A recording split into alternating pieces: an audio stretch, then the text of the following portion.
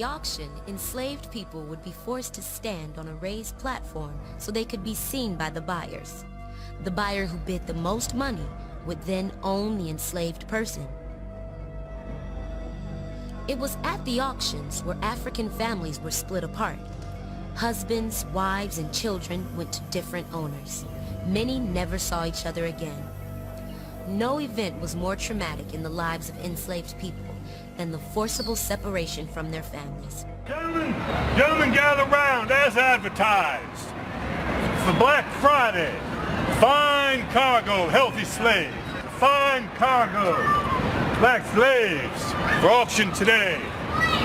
Dr. Johnson here, one of our famous veterinarians of the area.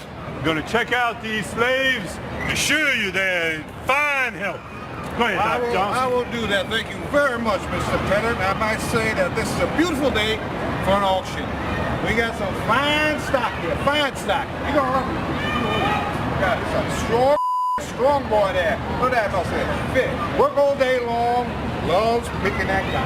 Don't you, boy? Huh? Come on. Good teeth, solid teeth, solid, strong bone here. You got your mom, man. Now, this boy, he came off the plantation. Gave us a little trouble, but now he's all right with himself. Ain't that right, boy? Yes. You all right with yourself? Yes, sir. Right. No more problems with him, Mr. Atha. Oh, you got a fine young lady here. Very young, you're very young. Childbearing, having a cooking, cleaning, does everything, right? And we got Jemima here. Jemima? That's right. Now, we took her off a farm. She's been working over 17 years, right?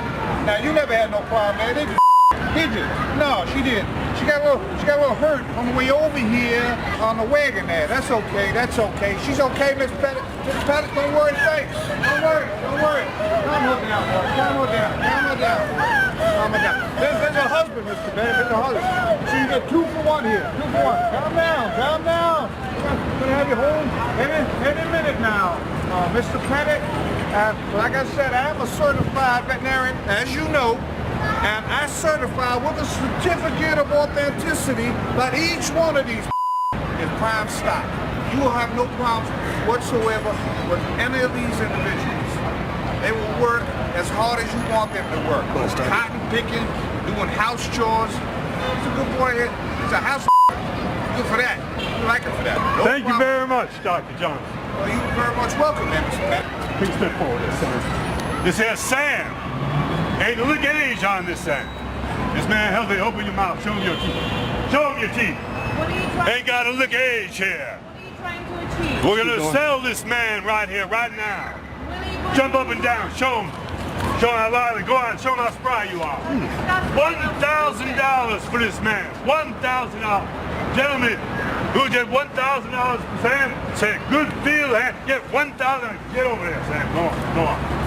All right, we got your mom in, step forward. What you got?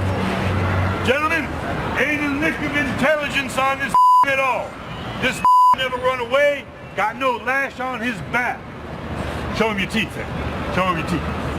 Now, he don't mind being hit every once in a while, but no lash on his nail. This show him your hand.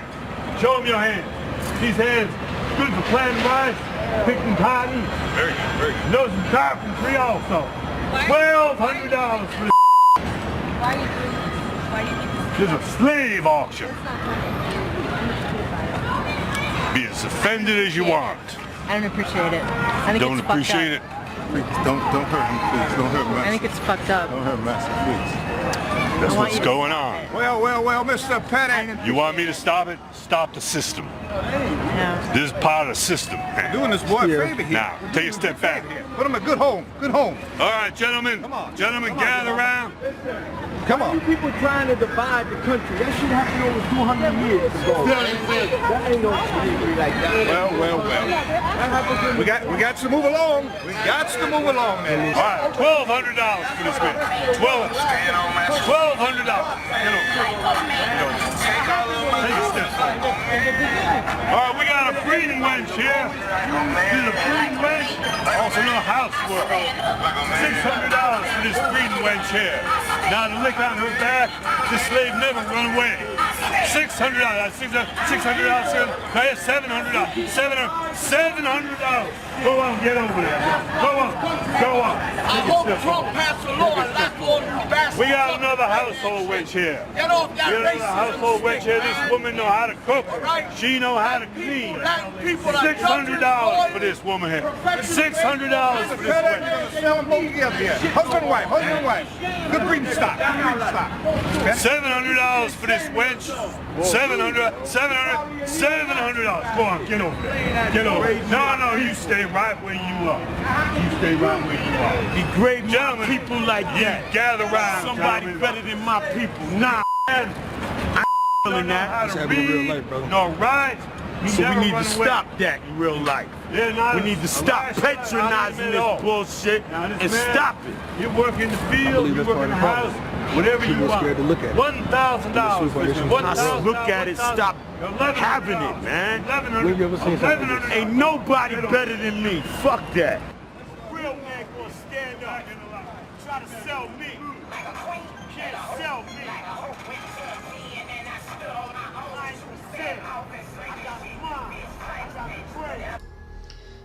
Shalom, Kahala, Yahawah, Ba'ashem Yahawashi, Ba'ashem Qadash. Double honors my teachers, the apostles and elders of Great Millstone. Peace and mercy to the elect with the house of David reborn again in this generation.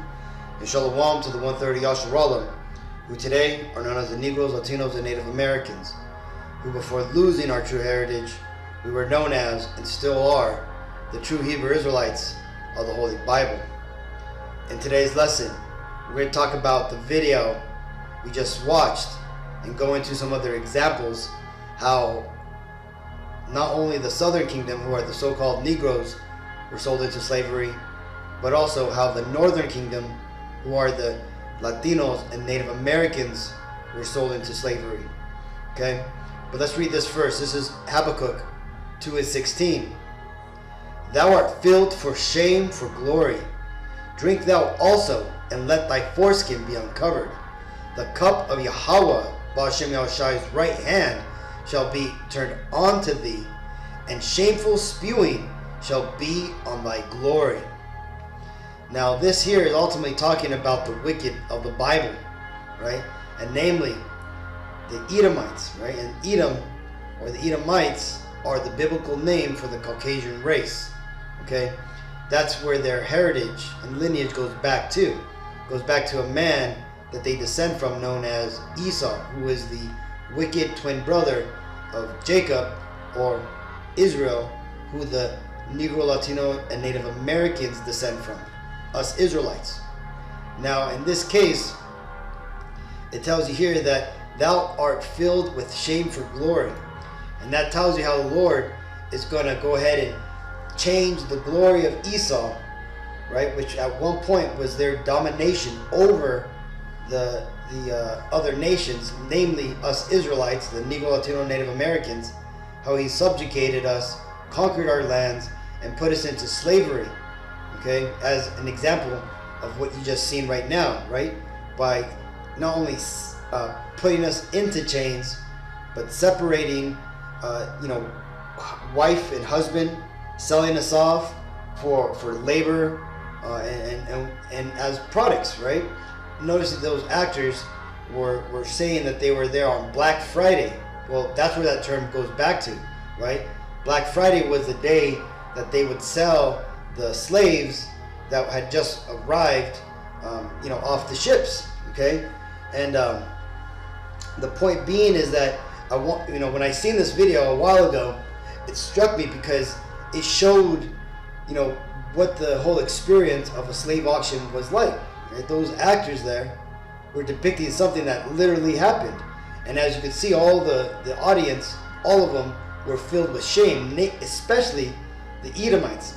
Now, in that video, you also had some Latinos, and you had some Judites, right, so-called Negro, that was upset about the whole thing, right? They were acting all indignant and upset, which they do have a right to be indignant about what had happened to them, right? The Latinos in that case, they were a little bit off, saying that, that and the so-called Negro was off saying that we need to stop talking about this and harkening onto it, because you see, the whole point of us going into slavery is that we were punished for going off and falling away from the Lord. Okay, no longer obeying Him and following the covenant and the contract we made with the Lord. Okay, and that would be akin to a little kid getting in trouble and being put into the corner to remember and to think upon his punishment, and that little kid saying, well, you know what, I don't even want to think about that, you know, I'm just gonna go on with my life and I don't even know why I'm here in this corner. You know, that's basically the same thing.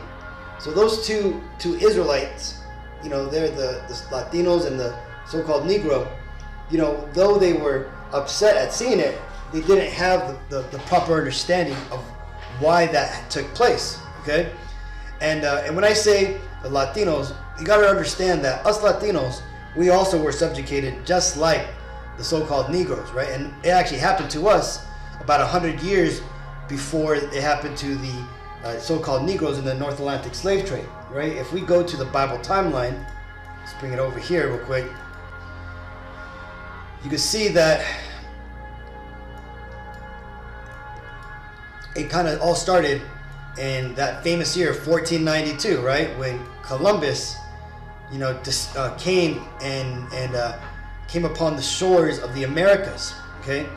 And it tells you when he came here, he established a connection to the northern kingdom that was here, right? Then after that, you had the Spanish conquest, which took place in 1519 to 21. It only took basically 2 years to take down the Aztecs and then the following tribes, okay? And then what followed was the killing, the enslavement and killing off of I put here 42 million killed, but I think it's actually more about like 80 million Latinos were killed. I gotta update this number, right? But it tells you, it says the Native Americans faced harsh slavery under the Europeans, Spanish, Portugal, Dutch, German, etc. 42 million killed, I believe. Like I said, it's 80 million. 70 or 80 million. Estimated 8 million Indians left after slavery. Okay, so basically, what happened after the Northern Kingdom was depleted due to slavery, the European powers still needed that labor to plow the fields and you know, harvest all the sugar cane and all the resources that were here in America. So what happened? Well, if you go down to about 100 years later, 1618, that basically was when the Judites, right, the so-called Negroes that were refugees in Africa, on the west coast of Africa, they basically started getting rounded up. And when they were rounded up, they were sold onto to the Europeans, namely these Edomites. Okay, now one thing is that this took place all the way up until the 1800s, that the Latinos were still being put into slavery at a lower rate, but it still was happening, right? And this image has always struck me, you know, fairly deeply, because again, it shows that we also, you know, were clearly put into slavery. Now, I never knew the history behind this, but I came across this article here on Reddit, and it said, Saknam natives en route to Europe for being exhibited as animals in the human zoo, 1899. Now, when you look into the Saknam natives, these are basically, I believe they're either Neftalis, Argentinians, or, you know, Asher, okay? But they're basically at the very south point of the South America continent, okay? And let's just read real quick what happened to them. But before we do that, let's look at this image. Here you can see a Saknam Indian, right? A Northern Kingdom Israelite, basically being just dead, right? You can see his bow and arrow here, and his arrows that he was going after these, I think they were like Dutch or German. And they basically were farmers, right? That had gone into the Argentinian farmers area, or basically they went into Argentina, and they were farmers there, and they were very aggressive in that area, and they basically just started massacring all these people. It says Julius Popper, during one of the Indian hunts, a naked aboriginal or naked Israelite murdered by his militiamen at Popper's feet. Right? And let's read right here. It says, the Saknam are one of 3 indigenous tribes who inhabited the northeastern part of the archipelago, with the population before the genocide estimated at between 3,000 and 4,000. So this was a small tribe, right? And you got to remember, in like the 1890s, basically this was the remnants of the Indians that had escaped the previous slavery, right? All the way back from 1500. So this was already about 300 years of that these Israelites had escaped into the outer parts. And the reason why they were, let me show you real quick. This is where it was at, right? This is the very tip of South America, right? And this is basically the area right here. So actually, I guess they were Asher. Naphtali is in this area, Asher would be in this area, right? But this is where this area was at. And the reason why they were on the outskirts is because this is where the Israelites basically were driven, the ones who wanted to at least be free. They would go away from the cities, away from the farms. But eventually, what happened? Well, Esau came to them, and they ultimately didn't escape judgment. It says, they were known as the Una, people of the north, by the Yaghan. The Sakham had lived a semi-nomadic life of hunting and gathering in Isla Grande del Tierra de Fuego for thousands of years. And that's not true. Well, it would be more like hundreds of years, because again, we had arrived over here in the Americas about 600 BC, around that period, right? So, I guess like, yeah, about 1,000 years, but it wasn't thousands of years, right? See, the thousands of years were the previous group of people that were over here in the Americas that had built, basically the Adamites, that had built up the massive monolithic ruins that were over here that matched the pyramids and all the other ancient monolithic temples around the world that all line up, with the equator and all that type of stuff. But again, that's another lesson. But it says the name of the island literally means big island of land of the fire, which is the name of the early Spanish explorers gave it, as they saw the smoke from Saknam bonfires. They lived in the northeast with the House people to the east of the Maitri Peninsula, and the Yugan people to the west and the south, and in the central part of the main island and throughout the southern islands of the archipelago. I think, let's see, beginnings. So, and it kind of just goes through, if you want, let's see, publish scholar studies. Well, I'm like, you could pause the video and you could read this, but it's a fairly messed up story. It talks about how these Edomites, when they got into this area, they basically took over their land, these Israelites' land, used it for farming, and they basically, killed them. They exterminated them out of the land, and they would go out and hunt them down, right? And even the Vatican, when it established missionaries to come and try to help the natives, that they ultimately only caused more problems, which got the locals, the Edomite locals, more upset and caused them to cause even more killings, right? And ultimately the trials that they had later on were basically a big farce, right? But this just shows you, man, that these Edomites, they never pay for the things that they do, right? But that's okay, because what happens is, though they may be able to escape the judgment of man, they're not going to be able to escape the judgment of the Lord, okay? For doing things like this, or like, what we've seen here in these videos, right? From the slave trades and selling our people off, right? But, and again, this right here, even though a lot of these silly Christians and these scoffers like to pretend that this doesn't apply to us, it's very clear that this prophecy only applies to us. This is Deuteronomy 28:68. And Yahawah Bashem Yahshai shall bring thee into Egypt again with ships, by the way whereof I spake unto thee, thou shalt see it no more again, and there ye shall be sold unto your enemies for bondmen and bondwomen, and no man shall buy you, right? Ultimately, this means redeem you. And here it says Egypt, that ultimately means bondage, right? And here in America, this is basically the modern day Egypt, right? So this prophecy clearly falls upon what happened to the Negro, Latino, and Native Americans, right? And when you look at all the wickedness that these Edomites did to our people, right? Here, for example, is what happened to the Southern Kingdom. All the lynchings, the burnings, the mutilations, the slavery that took place with them, from having their children, basically used as bait for alligators, right? And then right here you have the what happened to the Northern Kingdom, primarily the Latino, right?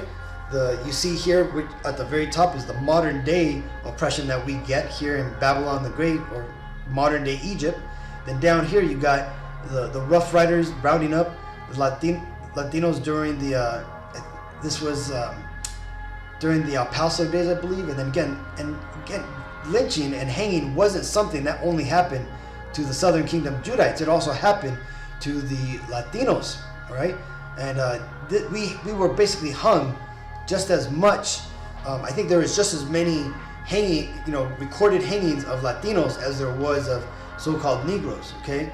The only thing is that modern day media and history does not share this and teach this in schools, right? This is why you have to go and do your own research and you find these records, okay?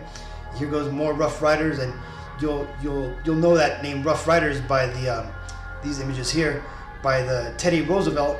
I think he was a president of the United States who was also a Rough Rider, right? Basically, these cowboys that would go out and defend the borders, kind of like you have today, right? And here's other examples of how we were destroyed, we were put into slavery, if we didn't, just other forms of brutal European slavery that came upon the Northern Kingdom. And then here is another example of what befell the tribe of Gad, right, and the tribe of Reuben, right, the so-called Native American Indians. You have the Trail of Tears that took place under Andrew Jackson's watch, that devil president, right? They called him the Indian Killer, right? He basically evicted all the Indians off of their land and basically made them go into reservations. And then when it was found that oil was on that land, they ultimately, segregated them into even smaller areas. They also ended up being sold into slavery, right? But the problem is that, or the problem for Edom, that is that Indians did not make good slaves, right? They wouldn't breed in captivity, and they basically just didn't work. They would refuse to work, and they ultimately would prefer to die than work, right? But again, that's because they come from Reuben, which is as the scriptures say, the excellency of Jacob's power, right? They're a very proud tribe, right? You have examples here of what happened on the Trail of Tears, right? Not only were many people killed off, but the children were taken from the families and shipped up to Canada to these Indian training schools, right? That Canada is being exposed for running, right? You had the purposeful alcoholism that was introduced to Gad, so that way these Edomites can get over on them, right? They're being chased down by the troop, as prophesied what happened to Gad in Genesis 49 and 19. But then also we see these images of smallpox that was caused by the infections of the blankets that were given to the Indians by the U.S. Cavalry, right? And then here's just more images of just, again, the wickedness of these Edomites, right? And the Most High did not forget all this stuff that's happening, right? And that's why this is written. This is Isaiah 33:1. Woe to thee that spoilest, and thou was not spoiled, and dealest treacherously, and they dwelt not treacherously with thee. When thou shalt cease to spoil, thou shalt be spoiled. And when thou shalt make an end to deal treacherously, they shall deal treacherously with thee. Right? So this is ultimately telling you about that once Esau reaches his goal and he's now king of the mountain, what's going to happen is all those people that he had to step over, and climb over to get to the top, that they're now all of a sudden they're going to start to deal with him, just as Esau dealt with the other people, namely us Negro, Latino, Native Americans, right? This is why we're seeing all these crazy videos of Jake basically flying upon Esau, right? Knocking them out, robbing them, and all these, hateful crimes you're seeing on video. What this is that the Lord is now judging these Edomites and bringing that judgment upon them, right? And fulfilling this prophecy. This is Job 20 and 22. In the fullness of his sufficiency, he shall be in straits. Every hand of the wicked shall come upon him. And this word here, wicked, it really goes back to the word laborer. And the laborers here in America would be the Israelites, the Negro, Latino, Native Americans, right? And again, these are all those daytime robberies, the home invasions, the Kia boys robbing all these cars for joyrides, all the massive shoplifting that you're seeing from all these 2/3 coming upon these Edomites. That's this prophecy, man. Right now that these Edomites have fulfilled the top of their society, their empire that the Lord is now taking down, He's gonna basically make it he's gonna make it difficult for them. That's what this word here, straight, means, right? A place of difficulty. And what's happening is now the 2/3 of our people, basically the wicked of our people, right? The wicked 2/3, these evil ass Israelites, the ones that Esau has created through his debauchery, his influential music, right? And just his degraded degeneracy. Those people who are a product of these Edomites, brainwashing, are now starting to turn upon these Edomites, right? Starting to rob them and do all that type of stuff, right? But again, this is only a small, sampling of what's going to happen to these Edomites, right? But this is it here. It says, this is Obadiah 1 and 10, talking about what is going to be the ultimate end to all these things that these Edomites have done and what's going to ultimately come upon them. It says, for thy violence against thy brother Jacob, Jacob being the Negro, Latino, Native Americans, right? Because remember, the Edomites come from Esau, right? And Esau was the brother of Jacob, okay? So it says, for thy violence against thy brother Jacob, shame shall cover thee, right? Are we not seeing that? Was there not that displayed amongst those Edomites that were in the crowd watching that mock slave auction? Didn't people walk away looking ashamed or didn't even want to deal with it, right? Some people even were trying to talk up against it, trying to stop it, right? And it says, shame shall cover thee, and thou shalt be cut off forever. See, and that ultimately is the ultimate end to these Edomites, is that they are going to be cut off, forever. But that's only going to happen after 1,000 years of slavery that the Bible says that these Edomites are going to go through. Because again, once the Lord shows up, right? Because remember, we only got a few prophecies to play out. That being World War III and the chips, the mark of the beast, microchips being made mandatory. Then the Lord's going to show up, and basically all hell is going to break loose, okay? And when that happens, what's the end of that's going to be that the world powers, namely these Edomites, are going to be taken out of power, they're going to be destroyed, and those that remain are going to be the elites that have managed to escape into their bunkers or in the remote areas and remote islands that they've purchased, and they're all going to be gathered up and put into slavery. And then for the next 1,000 years, they're going to go ahead and basically be slaves, and they're going to give birth back to all the other Edomites that had died off. They're going to come back through reincarnation, right, through the loins, and all Edomites will go into slavery again, okay? Or they're going to be born into slavery, and that's all they're going to know. And then after 1,000 years, they're going to eventually be cut off forever, okay? And that's it. And then following that, it's going to be heaven on earth with the Lord reigning on the planet, the Israelites co-ruling and managing the world for the Lord, and the other 16 nations that are going to be permitted to go back into their lands are going to be, living their best life, enjoying the world and all the fruits thereof, and worshiping the one and true Lord, that being Yahawah and his son Yahawashi, right, which are the true Hebrew names for God and the Messiah, okay?